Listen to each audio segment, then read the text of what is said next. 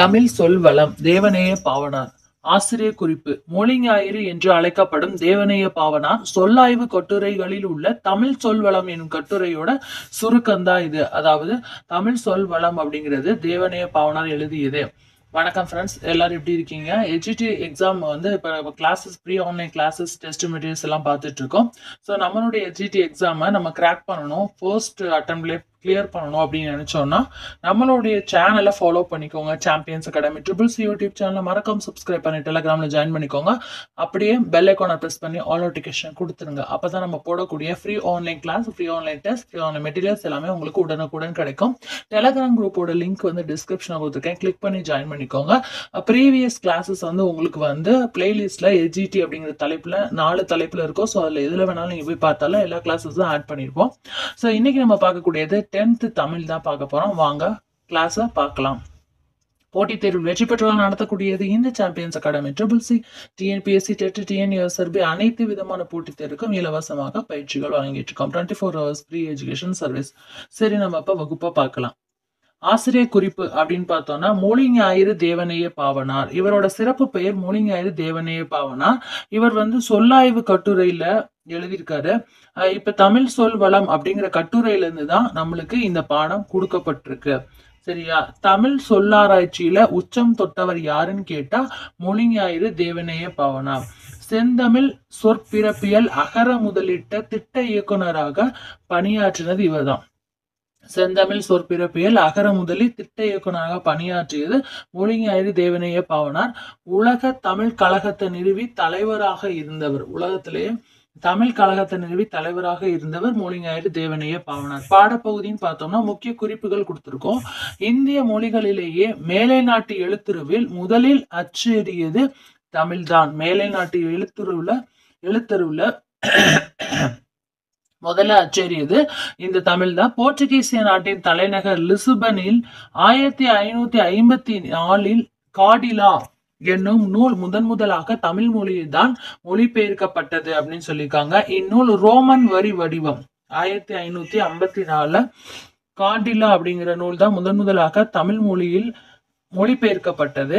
இந்நூல் ரோமன் வரி வடிவம் 1554. சரியா? தமிழ் மொழி தான் ஃபர்ஸ்ட் அச்சேரி இருக்கு. அடுத்து நாடும் மொழியும் நமதிரு கண்கள் அப்படின்னு சொன்னது யாரு? மகாகவி பாரதியார். தமிழ்ல மட்டுமே பயன்படுத்தப்பட்ட தமிழுக்கு சிறப்பாக உரியனமாக கருதப்படும் சொற்கள் மட்டுமின்றி தெலுங்கு, கன்னடம் முதலிய பிற திராவிட மொழிகளுக்குரியனவாக கருதப்படும் சொற்களுக்கு தமிழில் உள அப்படிங்கிறத சொல்றாங்க. அப்படி சொன்னது யாருன்னா கால்டுவெல். திராவிட மொழிகளின் ஒப்பியல் இலக்கணத்தை சொன்னியது கால்டுவெல். திராவிட மொழிகளின் ஒப்பியல் இலக்கணத்தை கூறியது கால்டுவெல். அதாவது தமிழ்ல மட்டுமே பயன்படுத்தப்பட்டு தமிழுக்கே சிறப்பாக உரியனவாக கருதப்படும் சொற்கள் தமிழ்ல மட்டும் யூஸ் பண்றது இல்ல, தெலுங்குலயும் வருது, கன்னடத்திலயும் வருது. ஸோ திராவிட மொழிக்குரியனாக கருதப்படும் சொற்கள் தமிழ்ல உள அப்படிங்கிறவங்க. சரியா? தமிழில் உள என்கிறார் கால்டுவெல் அப்படின்னு சொல்லியிருக்காரு. உளன்னு சொன்னது கால்டுவெல். திராவிட மொழிகளோட ஒப்பியல் இலக்கணத்தை சொன்னதும் கால்டுவெல் தான். அடுத்து, உலகத்திலேயே ஒரு மொழிக்காக உலக மாநாடு நடத்திய முதல் நாடு மலேசியா. மாநாட்டுக்குரிய முதல் மொழியும் தமிழே. பன்மொழி புலவர் அப்பாத்துரையார் சொல்லியிருக்காரு. அதாவது உலகத்திலேயே ஒரு மொழிக்காக முதல் மாநாடு நடத்தினது மலேசியா. அந்த நடத்தப்பட்ட மொழியும் தமிழ் தான் அப்படின்னு சொன்னது யாருன்னா அப்பாத்துரையார். அடுத்து, தமிழ் திரு இளங்குமரனார்.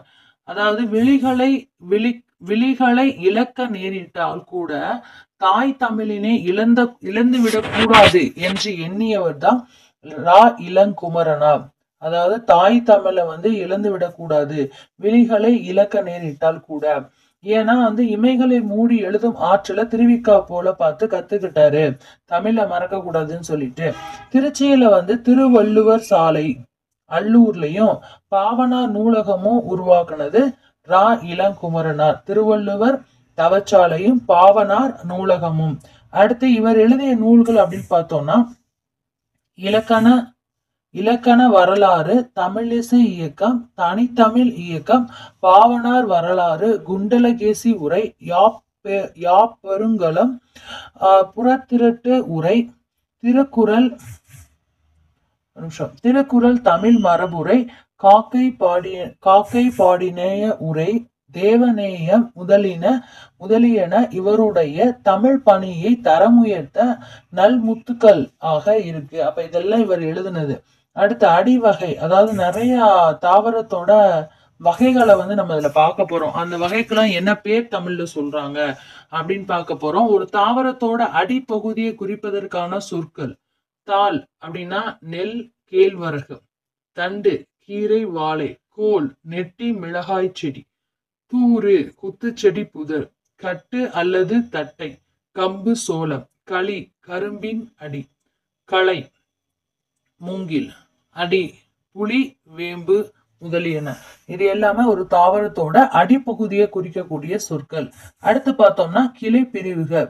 இது உங்களுக்கு நம்மளுக்கு இந்த அரேஞ்ச் பண்ண சொல்லுவாங்களா வேர்ட்ஸ், அதுல மாதிரி வரும், நம்மளுக்கு வரக்க சான்ஸ் இருக்கு. அதுக்கப்புறம் பாருங்க, இதுதான் சொன்னேன், கிளை பிரிவுகளை அரேஞ்ச் பண்ண சொல்லுவாங்க.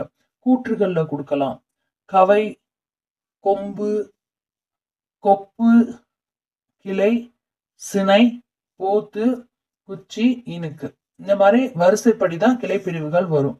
அடுத்து காய்ந்த தாவரத்தின் பகுதிகளுக்கு வழங்கும் சொற்கள்: சுள்ளி, காய்ந்த குச்சி; விறகு, காய்ந்த சிறு கிளை; வெங்கலி, காய்ந்த களி; கட்டை, காய்ந்த கொம்பும் கவையும் அடியும். அடுத்து இலை வகைகளை குறிக்கும் சொற்கள் பார்த்திடலாம். இலை: புளி, வேம்பு; தாள், நெல், புல்; தோகை, சோளம், கரும்பு; ஓலை, தென்னை, பனை; சண்டு, காய்ந்த தாளும் தோகையும்; சருகு, காய்ந்த இலை. இது எல்லாமே இலை வகைகளை குறிக்கும் சொற்கள். அடுத்து தாவரத்தின் நுனிப்பகுதிகளை குறிக்கும் சொற்கள்: துளி அல்லது தளிர், நெல், புல்; முறி அல்லது கொழுந்து, புளி, வேம்பு; குருத்து, சோளம், கரும்பு, தென்னை, பனை. சோளம், கரும்பு, தென்னை, பனை. அடுத்து கொழுந்தாடை, கரும்பின் நுனிப்பகுதி. இது எல்லாமே தாவரத்தோட நுனி பகுதியை குறிக்கக்கூடிய சொற்கள். அடுத்து பிஞ்சு வகைகளும் வழங்கும் சொற்களும்: பூம்பிஞ்சு, பூவோடு கூடிய இளம் பிஞ்சு; பிஞ்சு, இளம் காய்; வடு, மாப்பிஞ்சு. அடுத்து மூசு, பலாப்பிஞ்சு; கவ்வை, எல் பிஞ்சு; கருக்கல், இளநெல்; குறும்பை, தென்னை, பனை முதலியவற்றின் இளம் பிஞ்சு; முட்டுக்குறும்பை, சிறு குறும்பை; இளநீர், முற்றாத தேங்காய்; நுழாய், இளம்பாக்கு; கச்சல், வாழை பிஞ்சு. அடுத்து குலை வகையை குறிக்கும் சொற்கள்: கொத்து, அவரை, துவரை; குலை, கொடி, முந்திரி; தாறு, வாழை குலை; கதிர், கேழ்வரகு, சோளம்; அலகு அல்லது குரல், நெல், திணை; சீப்பு, வாழைத்தாற்றின் பகுதி. அடுத்து கெட்டுப்போன காய்கனிகளுக்கு வழங்கும் சொற்கள். இது எல்லாமே தமிழ்ல நம்ம சொல்லக்கூடிய சொற்கள் தான். பிறமொழி கலந்தனால நம்ம மொழி சொல் என்னது நம்மளுக்கே தெரியாம போயிடுச்சு. அதனாலதான் இப்ப படிக்கிறோங்க. பாருங்க, கெட்டுப்போன காய்கனிகளுக்கு வழங்கும் சொற்கள்: சூம்பல், நுனியில் சுருங்கிய காய்; சிவியல், சுருங்கிய பழம்; சொத்தை, புழுப்பூச்சி அரித்த காய் அல்லது கனி; வெம்பல், சூட்டினால் பழுத்த பிஞ்சு; அலியல், குழுகுழுத்த பழம்; அழுகல், குழுகுழுத்து நாறிய பழம் அல்லது காய்; சொண்டு, பதராய் போன மிளகாய்; கோட்டன் காய் அல்லது கூகைக்காய், அதாவது கோட்டன் உட்கார்ந்ததால் கெட்டு போன காய். அடுத்து தேரைக்காய்னா தேரை உட்கார்ந்ததால் கெட்டு போன காய், அதாவது அள்ளிக்காய்னு சொல்றாங்க. அடுத்து ஒல்லிக்காய்னா தென்னையிலே கெட்டு போன காய். அடுத்து பழத்தோல் பகுதியை குறிக்க வழங்கும் சொற்கள்: தொலி, மிக மெல்லியது; தோடு, வன்மையானது; குடுக்கை, சுரையின் ஓடு; உமி, நெல், கம்பு; தோல், திண்மமானது; ஓடு, மிக வன்மையானது; மட்டை, தேங்காய் நெற்றியின் மேற்பகுதி; கொம்பை, வரகு, கேழ்வரகு, அதோட உமி. அடுத்து தானியங்களுக்கு வழங்கும் சொற்கள்: கூலம், நெல், புல்; பயறு, அவரை, உளுந்து; கடலை, வேர்க்கடலை, கொண்ட கடலை; விதை, கத்தரி, மிளகாய்; கால், புளி, காஞ்சிரை; முத்து வேம்பு ஆமணுக்கு, கொட்டை மா பனை, தேங்காய் தென்னையின் வித்து, முதிரை அவரை துவரை. அடுத்து தாவரத்தின் இளம் பருவத்துக்கான சொற்கள் பார்த்துடலாமா? இதெல்லாம் முக்கியமா எதிர்பார்க்கக்கூடிய வினாக்கள்ல இருக்கு, அதனாலதான் கொடுத்துருக்கோம். நாற்று நெல் கத்திரி, கன்று மா புலி வாழை, குருத்து வாழையின் இளநிலை, பிள்ளை தென்னையின் இளநிலை, குட்டி விழாவின் இளநிலை, மடலி அல்லது வடலி பனையின் இளநிலை, பைங்கூல் நெல் சோளம் முதலியவற்றின் பசும்பயிர். சம்பாவில் மட்டும் ஆவாரப்பூ சம்பா, ஆனைக்கொம்பன் சம்பா, குண்டு சம்பா, குதிரைவாலி சம்பா, சிறுமணி சம்பா, சீரக சம்பா என 60 உள்வகைகள் உள்ளன சம்பால மட்டும். அடுத்து வரகு, காடைக்கன்னி, குதிரைவாலி இந்த மூணுமே தமிழ்நாட்டுல மட்டும்தான் விளையும், வேற எங்கேயுமே விளையாது. இந்த சிறு கூலங்கள் ஞாபகம் வச்சுக்கோங்க. வரகு, காடைக்கன்னி, அதுக்கப்புறம் குதிரைவாலி. அடுத்த பாடம் உரைநடையில் அணிகலன்.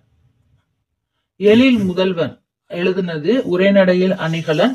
சங்க இலக்கியம் யார் கொடுத்ததுன்னா நம்ம பாட்டனார் தோப்பு. இடைக்கால இலக்கியம் தந்தையர் தோட்டம், இக்கால இலக்கியம் நம் பூங்கா தோட்டம் அப்படின்னு சொல்லியிருக்காங்க. தமிழ் மறையான திருக்குறளை தந்த திருவள்ளுவர் பெயரில் முதல் தமிழ் கணினி 1983 செப்டம்பரில் TCM டேட்டா ப்ரொடக்ஷன் என்னும் தனியார் நிறுவனம் உருவாக்கி விற்பனைக்கு கொண்டு வந்தது 1983. ஓகேவா? அதுக்கு அடுத்து உணர்ச்சிகளை காட்ட ஓமை கொண்ட மொழிநடை ஏற்ற கருவிதான். திருப்பரங்குன்றத்தின் அழகை காணவே 2 பெரிய நிலை கண்ணாடிகளைப் போல வடபுறமும் தென்புறமும் நீர் நிறைந்த கம்மாய்கள் என்று குறிஞ்சி மலர் என்னும் நூலில் நா பார்த்தசாரதி உவமையை பயன்படுத்தியுள்ளார். யாரு? நா பார்த்தசாரதி குறிஞ்சி மலர் அப்படிங்கிற உவமையை பயன்படுத்தியுள்ளார். அடுத்து தண்டி என்பவர் உருவகத்தை உவமையை பயன்படுத்தது குறிஞ்சி மலர்ல பார்த்தசாரதி, உருவகத்தை பயன்படுத்த தண்டி அலங்காரம் இருக்குல்ல, அந்த தண்டி என்பவர் என்ன சொல்லிருக்காருன்னா, உவமையும் பொருளும் வேற்றுமை ஒளிவித்து ஒன்றென மாட்டின் அது உருவகமாகும் அப்படின்னு எழுதியுள்ளார். தண்டி உருவகத்தை பத்தி சொல்லியிருக்காரு. அடுத்து களம்புகழ் துடித்த நின்ற உனக்கு வெற்றிச்சாறு கிடைத்து விட்டது. களம்புகழ் துடித்து நின்ற உனக்கு வெற்றிச்சாறு கிடைத்து விட்டது, உண்டு மகிழ்ந்தாய், உன் புன்னகைதான் அதற்கு சான்று என கூறியவரார் அறிஞர் அண்ணாவின் உரைநடை. அதாவது அறிஞர் அண்ணா தான் கூறியிருக்காரு. அடுத்து ஓம உருபு அப்படிங்கிறது என்ன? ஓம உருபு மறைந்து வருவது எடுத்துக்காட்டு ஓமை அணி. அதாவது ஓம உருபு மறைந்து வந்தால் எடுத்துக்காட்டு ஓமை அணி என்று பெயர்.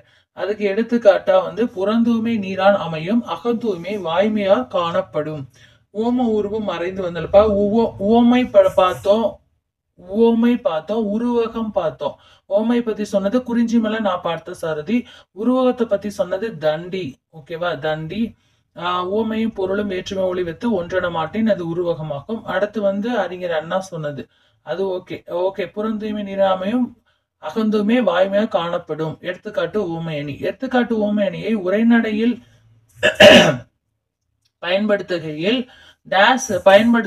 அதை நம்ம என்ன சொல்றோம்? எடுத்துக்காட்டு ஓமையானின்னு சொல்லாம அதை உரைநடையில பயன்படுத்தும் போது அதுக்கு என்ன பேர்னா இணை ஒப்பு. புரோகிதருக்காக அமாவாசை காத்திருப்பதில்லை என்று எழுத்தாளர் கூறியது வா ராமசாமி. புரோகிதருக்காக அமாவாசை காத்திருக்காது என்று கூறியவர் வா ராமசாமி. எதுல சொல்லிருக்காருன்னா மழையும் புயலும் அப்படிங்கிற நூல்ல குறிப்பிட்டிருக்காரு. மழையும் புயலும் வா ராமசாமி. அதுக்கடுத்து உயிரில்லாத பொருட்களை உயிருள்ளது போலவும் உணர்வில்லாத பொருட்களை உணர்வுள்ளது போலவும் கற்பனை செய்வதுண்டு. அப்படி கற்பனை செஞ்சோம் அப்படின்னா அதுக்கு ஒரு பேர் இருக்கு, இலக்கணை அப்படின்னு பேரு. அடுத்து மோனையும் எதுகையும் செயலில் வருமாயின் இனிய ஓசை இன்பம் விளையும். இனிய ஓசை இன்பம் விளையும். மோனை எதையும் செயல்ல வந்துச்சுன்னா இனிய ஓசை இன்பம் விளையும். இதை நம் உரைநடையில் சொல்லின் செல்வர் ராபி சேது பிள்ளை என்ன சொல்லியிருக்காருன்னா தமிழ் இன்பம் என்னும் நூல்ல சொல்லியிருக்காரு. ராபி சேது பிள்ளை தமிழ் இன்பம் அப்படிங்கிற நூல்ல மோனையும் எதுகையும் செயலில் வரும் பொழுது இன்பம் விளையும், இனிய ஓசை இன்பம் விளையும் அப்படின்னு சொல்லியிருக்காரு. அடுத்து பார்ப்போம். சொற்களை அளவாக பயன்படுத்தி உரைநடையை அழகு செய்ய, சொற்களை அழகா பயன்படுத்தி உரைநடையை அழகு செய்யணும் அப்படின்னு சொல்லிட்டு வரதராசனார் நாட்டுப்பற்று அப்படிங்கிற கட்டுரை தொகுப்புல சொல்லியிருக்காரு. சொற்களை அழகுபடுத்தி உரைநடைய நம்ம சொற்களை அளவா பயன்படுத்தி உரைநடைய அழகு செய்யணும், சொற்களை அளவா பயன்படுத்தி உரைநடை அழகு செய்யணும் சொன்னது வரதராசனார் நாட்டுப்பற்று அப்படிங்கிற கட்டுரை தொகுப்புல கூறியிருக்காரு. படிப்பவருக்கு முரண்படுவது போல இருக்கும், உண்மையில் முரண்படாத மெய்மையை சொல்வது. அதாவது படிப்பதற்கு பார்க்கும்போது அது முரண்படுற மாதிரி இருக்கும், ஆனா உண்மையிலேயே அது முரண்படாத மெய்மையை சொல்வது, அதுதான் முரண்படும் மெய்மை. கலப்பில்லாத பொய் அது சொல் முரண் அப்படின்னு சொல்றோம். கலப்பில்லாத பொய் என்ன சொல்றோம்? சொல் முரண்.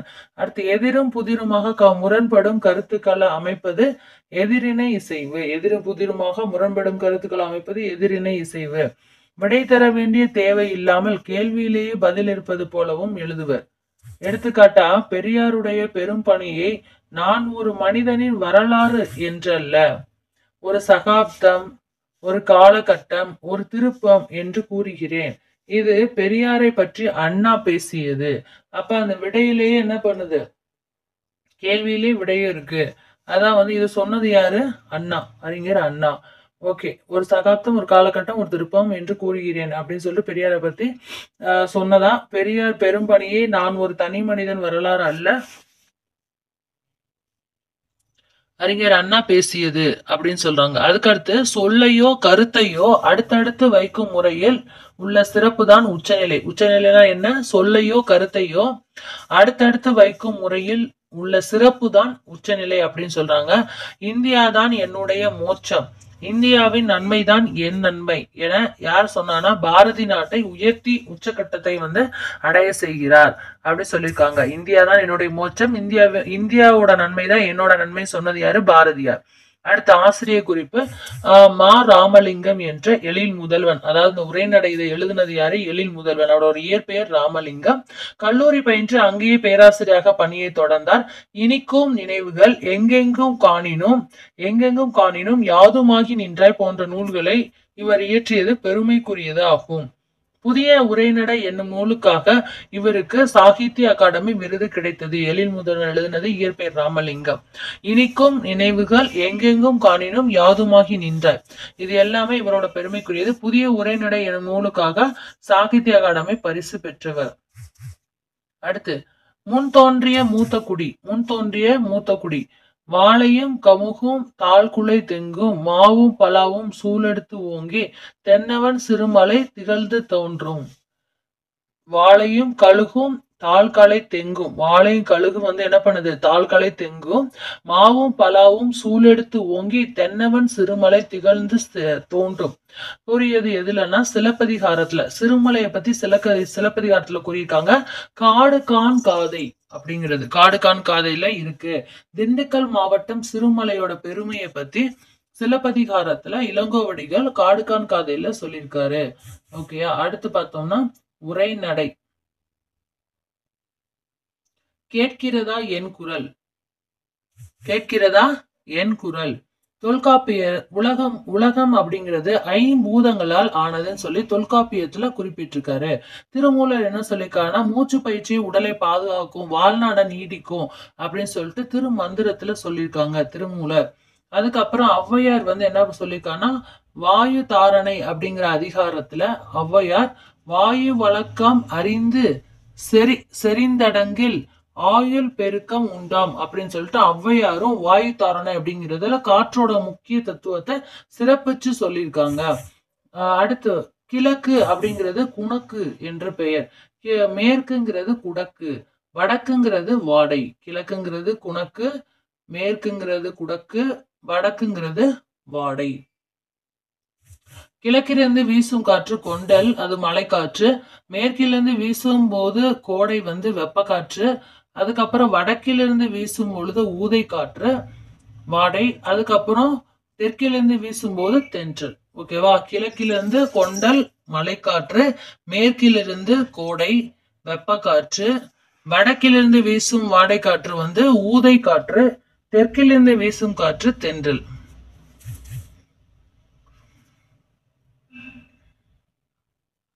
அடுத்து இளங்கோவடிகள் காற்று நறுமணத்துடன் வண்டுகளையும் அழைத்து விடும் வண்டோடு புக்க மணவாய் தென்றல் என நயம்பட உரைக்கிறார்.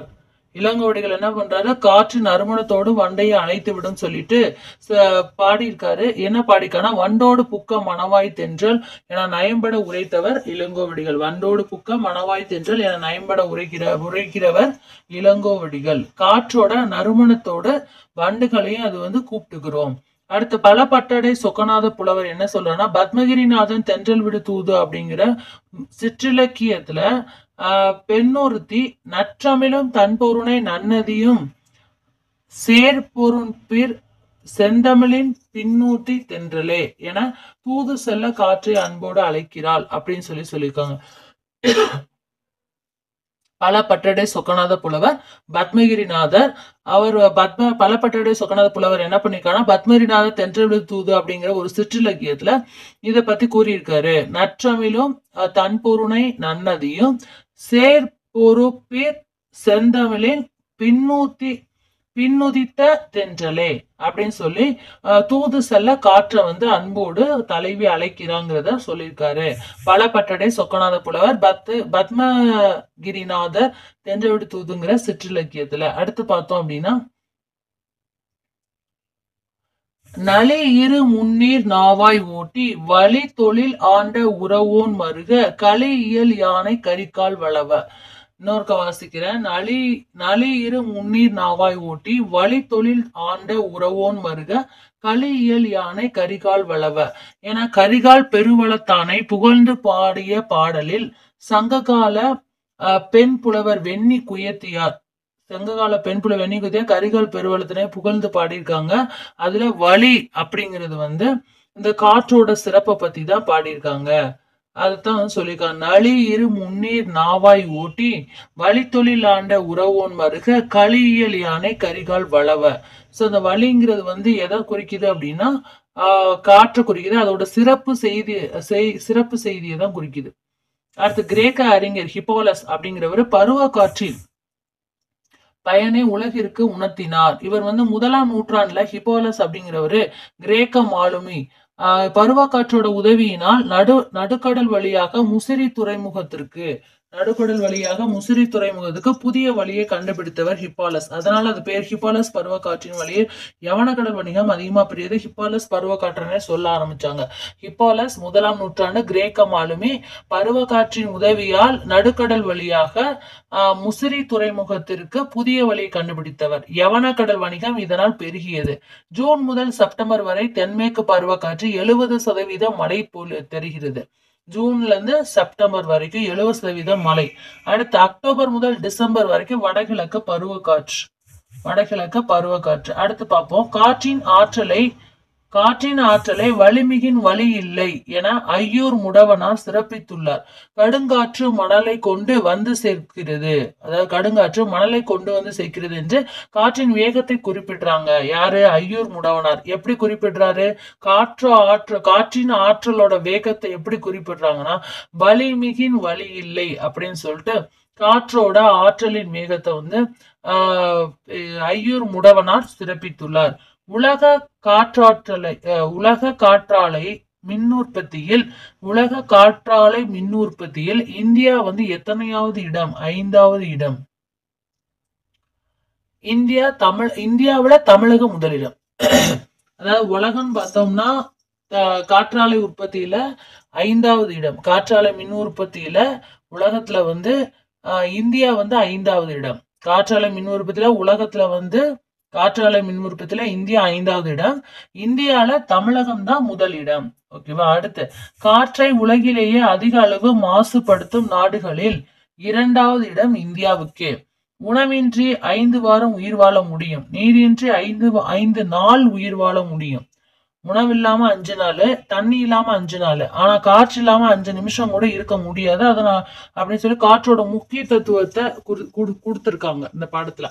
இந்தியாவில் மிகுந்த உயிரிழப்பை தரும் காரணங்களில் 5வது இடம் இந்த காற்று மாசுபடுறது தான். அதுக்கப்புறம் காற்று மாசுபடுதல் குழந்தைகளின் மூளை வளர்ச்சி குறைவதாக யுனிசெஃப் சொல்லியிருக்காங்க. அது ஐக்கிய நாடுகளின் சிறுவர் நிதியம் என்ன சொல்லியிருக்குன்னா, காற்று மாசுபடுறதுனாலுமே குழந்தைகளோட மூளை வளர்ச்சி குறையுது அப்படின்னு சொல்லி யுனிசெஃப் சொல்லியிருக்கு. ஒரு மணித்துளிக்கு 12 முதல் 18 முறை மூச்சு காற்றை வெளியேறும் கார்பன் டை ஆக்சைடு எடுத்துக்கொண்டு நுரையீரலுக்கு தேவையான உயிர் வளியை, அதாவது ஆக்சிஜன் மரங்கள் தரும். ஆக்சிஜன் மரங்கள் தரும். சரியா?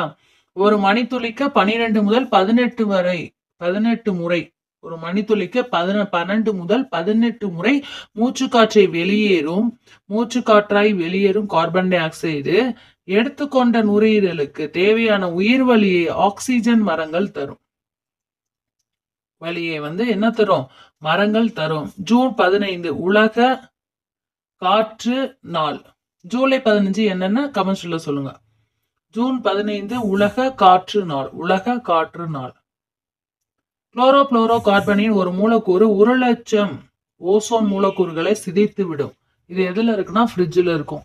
ஸோ அதைத்தான் குளிர்சாதன பெட்டியில குளோரோபுளோரோ கார்பன் இருக்கு. அதனால ஓசோன்ல ஓட்டம் வந்துச்சுன்னு போட்டே சொல்லுவாங்க.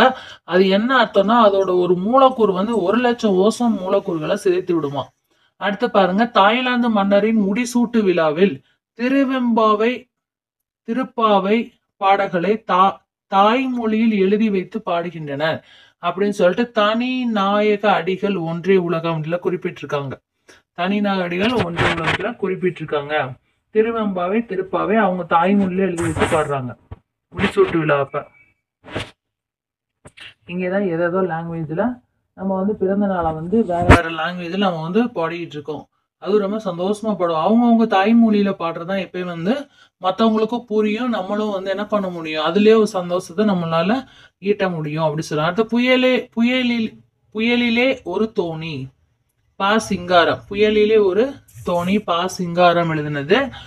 புலம்பெயர்ந்த தமிழர்கள் பற்றிய முதல் புதினமே இந்த புயலிலே ஒரு தோணி தான். புலம்பெயர்ந்த தமிழர்கள் இப்ப இயற்கை சூழலாலோ இல்ல போராலோ அந்த மாதிரி நம்மளுக்கு சூழ்நிலை சரியில்லாம என்ன பண்ணுவாங்க, ஒரு இடத்துல இன்னொரு இடத்துக்கு இடம் பெயர்ந்துருவாங்க. ஸோ அப்படி போன புலம்பெயர்ந்த தமிழர்களை பற்றி கூறிய முதல் புதினம் தான் இந்த புயலிலே ஒரு தோணி. ஆசிரியர் குறிப்பு. இவரோட பெயர் பா சிங்காரம். இவர் சிவகங்கை மாவட்டம் சிங்கம்புணரியை சேர்ந்தவர். வேலைக்காக எங்க போனார்னா இந்தோனேஷியா போனாரு. மீண்டும் இந்தியா தினத்தந்தி நாளிதழ்ல பணியாற்றினாரு. கல்வி வளர்ச்சிக்காக 7,5 லட்சம் ரூபாய் அப்பயே தன்னோட சேமிப்பு பணமான 7,5 லட்சம் ரூபாய கல்வி வளர்ச்சிக்காக அர்ப்பணிச்சிட்டாரு.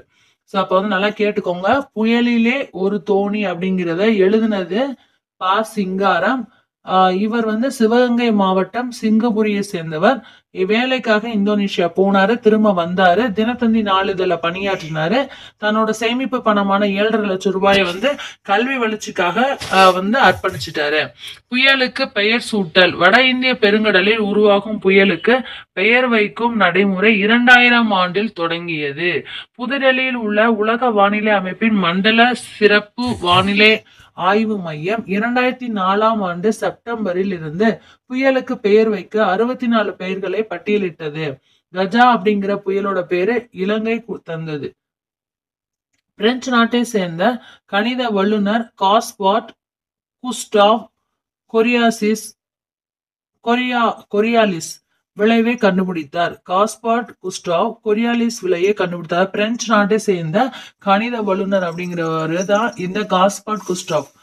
இவர் கொரியாலிஸ் அப்படிங்கிற விளைவை கண்டுபிடிச்சாரு. அடுத்து பார்த்தோம்னா, இடமுறி புயல் வலமுறி புயல் என்னும் இருவகை சுழற்சிக்கு கொரியாலிஸ் விளைவு அப்படின்னு பெயர். இடமுறி வலமுறிங்கிற இருவகை சுழற்சிக்கு கொரியாலிஸ் அப்படிங்கிற பேரு. இதை கண்டுபிடிச்சது யாரு?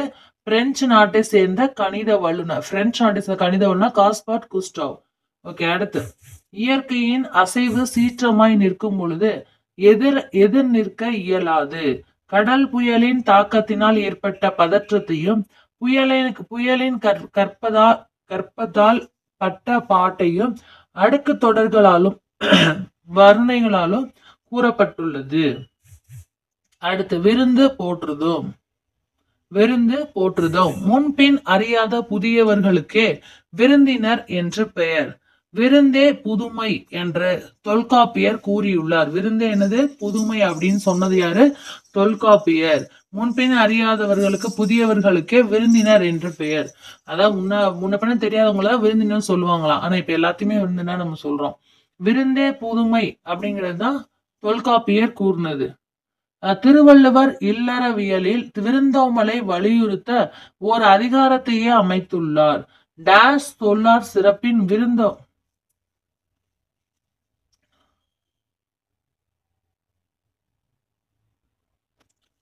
அதாவது விருந்தோம்பலை பத்தி திருவள்ளுவர் என்ன பண்ணியிருக்காருன்னா ஒரு அதிகாரத்தை எழுதியிருக்காரு. அதுக்கடுத்து பார்த்தோம் அப்படின்னா தொல்லோர் சிறப்பின் விருந்தேதிர் கோடலும் இழந்த எண்ணெய் அப்படின்னு சொல்லி சிலப்பதிகாரத்துல சொல்லியிருக்காங்க. கண்ணகி விருந்து போற்ற முடியாமல் வருந்துகிறாள், விருந்தினரை போற்றி பேணல் பழந்தமிழர் மரபு என்று இளங்கோவடிகள் உணர்த்துகிறார். ஒரு இடத்துல கூறப்பட்டிருக்க சிலப்பதிகாரத்துல அதான் அந்த வார்த்தையை தான் கொடுத்திருக்காங்க.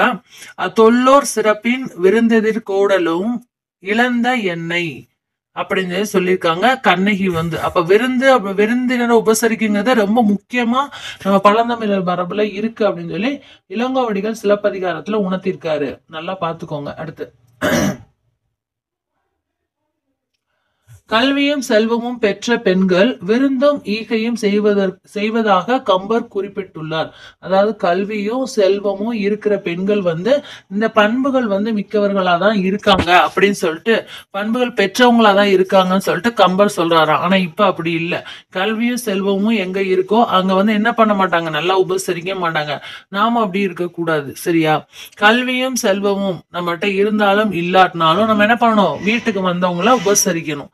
அததான் கம்பர் அப்பயே சொல்லியிருக்காரு. கல்வியும் செல்வமும் பெற்ற பெண்கள் விருந்தும் ஈகையும் செய்வதாக கம்பர் குறிப்பிட்டுள்ளார். யாரு? கம்பர். அடுத்து கலிங்கத்து பரணியிலும் ஜெயங்கொண்டார் விருந்தினருக்கு உணவிடுவோரின் முகமலர்ச்சியை ஓமையாக்கி குறிப்பிட்டுள்ளார். விருந்தினரும் வறியவரும் நெருங்கியுண்ண மேன்மேலும் முகமலரும் மேலோர் போல என கலிங்கத்து பரணியில் குறிப்பிட்டுள்ளார். கலிங்கத்து பரணியில் குறிப்பிட்டுள்ளார். யாரு கலிங்கத்து பரணி எழுதுனது? யாரு? ஜெயங்கொண்டார். அவர் என்ன சொல்லிருக்காரு? விருந்தினரும் வறியவரும் நெருங்கி உண்ண மேன்மேலும் முகமலரும் மேலோர் போல என கலிங்கத்து பரணியில் ஜெயங்கொண்டார் விருந்தினரின் உணவிடுவோரின் முகமலர்ச்சியை பத்தி முக்கியமா குறிப்பிட்டிருக்காங்க. விருந்தினரும் வறியவரும் நெருங்கி உண்ண மேன்மேலும் முகமலரும் மேலோர் போல. அடுத்து பார்ப்போம். தனித்து உண்ணாமை என்பது தமிழரின் விருந்தோம்பல் பண்பின் அடிப்படை. அதாவது நம்ம இப்ப ஏதாவது ஒண்ணு வாங்கினாலுமே நம்ம என்ன பண்ணணும், மத்தவங்க கொடுத்து சாப்பிடணும் அப்படின்னு சொல்லுவாங்க. சோ தனித்து உண்ணாமை அப்படிங்கிறது தமிழரோட விருந்தோம்பல் பண்பின் அடிப்படை. அடுத்து உண்டால் அம்மை இவ்வுலகம் புறநானூற்றில் கடலூர் மாய்ந்த இளம் பெருவழுதி குறிப்பிட்டுள்ளார். கடலூர் இளம் பெருவழுதி கடலூர் மாய்ந்த இளம் பெருவழுதி என்ன சொல்லிருக்காரு அப்படின்னா, புறநானூற்றுல உண்டால் அம்மை இவ்வுலகம், என்னது உண்டால் அம்மை இவ்வுலகம் கூறியது யாருன்னு கேட்டா கரெக்டா இளம்பெருவழுதின்னு சொல்லிருங்க. அதுக்கப்புறம் புறநானூற்றுல இருக்கு. புறநானூற்றுல இளம்பெருவழுதி கூறினது. அடுத்து அல்லில் ஆயினும் விருந்து வரின் உவக்கும், அல்லில் ஆயினும் விருந்துவரின் உவக்கும் அப்படின்னு சொல்லிட்டு நற்றினையில குறிப்பிடப்பட்டிருக்கு. அல்லில் ஆயினும் விருந்துவரின் உவக்கும் சொல்லிட்டு எதுல குறிப்பிடப்பட்டிருக்கு? நற்றினை. அதாவது நடு இரவில் விருந்தினர் வந்தாலும் வரவேற்று உணவிட வேண்டும். அல்லில் ஆயினும் இரவு ஆயினும் விருந்தவரின் உவக்கும் நற்றினை குறிப்பிட்டுள்ளது. நற்றினையில குறிப்பிட்டிருக்காங்க. புறநானூறு, நற்றினை, கலிங்கத்து பரணி எல்லாத்துலயுமே, திருக்குறள் எல்லாத்துலயுமே இந்த உபசரிப்பை பத்தி குறிப்பிட்டிருக்காங்க. அதாவது விருந்த பத்தி. அடுத்து புறநானூற்றுல குறள் உணங்கு விதைத்திணை, குறள் உணங்கு விதைத்திணை என தொடங்கும் புறநானூற்று பாடல் விதைக்காக வைத்திருந்த திணையை உரலில் இட்டு குத்தி எடுத்து விருந்தளித்தாள் தலைவி. விதைக்காக வச்சிருந்தது கூட எடுத்து என்ன பண்ணுவாங்களாம், குறள் உணங்கு விதைத்திணை வந்தவங்களுக்கு விருந்தினர்களுக்கு கொடுப்பாங்க அப்படின்னு சொல்லி சொன்னாங்க. உணவா உட்கொள்ள கொடுப்பாங்க. கருங்கோட்டு சீரியால் பணயம், கருங்கோட்டு சீரியால் பணயம், பழைய வாளையும் கருங்கோட்டு சீரியாலையும் பணயம் வைத்து விருந்தளித்தான் என்கிறது புறநானூறு. அப்ப இத கூர்னது யாது? கருங்கோட்டு சீரியால் பணயம். எதுல குறிப்பிடப்பட்டிருக்க? புறநானூறு. சிவனடியாருக்கு விருந்தளிக்க விதைத்து விட்டு வந்த நெல்லை அரித்து வந்து பின் சமைத்து விருந்து படைத்த திறம் பெரிய புராணத்தில் கூறப்பட்டுள்ளது, காட்டப்படுகிறது. எது வேணாலும் சொல்லலாம். பெரிய புராணத்துல சிவனடியாருக்கு விருந்தளிக்க என்ன பண்ணாங்கன்னா, அப்பதான் விதைச்சிட்டு வந்த அந்த நெல்லை வந்து அரிச்சு எடுத்து பின்னாடி சமைச்சு அவங்களுக்கு சாப்பாடா கொடுத்துருக்காங்க. அப்ப பெரிய புராணத்துல இதை பத்தி கூறப்பட்டிருக்கு. அடுத்து சிறுபான் ஆற்றுப்படையில நெய்தல் நிலத்தவர் பாணர்களை வரவேற்று குழல் மீன் கறியும் பிறவும் கொடுத்தார். குழல் மீன் கறியும் பிறவும் கொடுத்தார் நெய்தல் நிலத்தவர். சரியா? சிறுபான் ஆற்றுப்படையில. அடுத்து வாயிலை மூடும் முன் உணவு உண்ண வேண்டியவர்கள் யாரேனும் உள்ளீர்களா என்று கேட்கும் வழக்கம் இருந்ததை குறுந்தொகையில் குறிப்பிட்டுள்ள. எப்பயுமே கதவு பூட்டுறதுக்கு முன்னாடி யாராவது சாப்பிட இருக்கீங்களா அப்படின்னு சொல்லி கேட்பாங்க. கேட்டுட்டு தான் கதவையே பூட்டுவாங்க அந்த காலத்துல அப்படின்னு சொல்றாங்க. அதுக்கு வந்து சான்றாதான் குறுந்தொகையில பலர் புகு வாயில் அடைப்பு கடவு நீர் வருவீர் உளீரோ அப்படின்னு சொல்லி குறுந்தொகையில கூறப்பட்டிருக்கு. அடுத்து மருந்தே ஆயினும் விருந்தோடு உன். இது ரிப்பீட்டட் கொஸ்டின். இதெல்லாம் மருந்தே ஆயினும் விருந்தோடு உன் என கூறியது ஔவையார். ஔவையார் தான் குறிக்காங்க. மருந்தே ஆயினும் விருந்தோடு உன் என கூறியது ஔவையார். எதுல கூறியிருக்காங்க அப்படின்னா கொன்றை வேந்தனில் ஔவையார் பாடியுள்ளார். அடுத்து அமெரிக்காவின் மின்சோட்டா தமிழ் சங்கம் வாழை இலை விருந்து விழாவை ஆண்டுதோறும் கொண்டாடி வருகிறது. எங்க? அமெரிக்கால. என்னது? மின்சோட்டா தமிழ் சங்கம் அப்படின்னு ஒரு அமைப்பு வாழை இலை விருந்து விழா அப்படின்னு சொல்லி ஆண்டுதோறும் கொண்டாடி வருகிறது.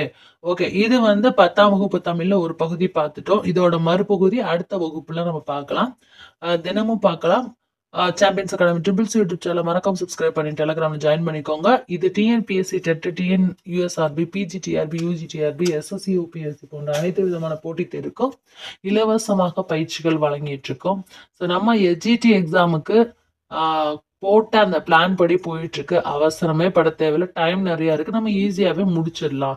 ஓகேவா? சைட் பை சைடு உங்களுக்கு வந்து நான் வந்து உங்களுக்கு ரிவிஷன் டெஸ்ட் எல்லாமே கொடுக்க தான் போறேன். நீங்க ஃபர்ஸ்ட் வந்து நம்ம போர்ஷனை முடிப்போம்.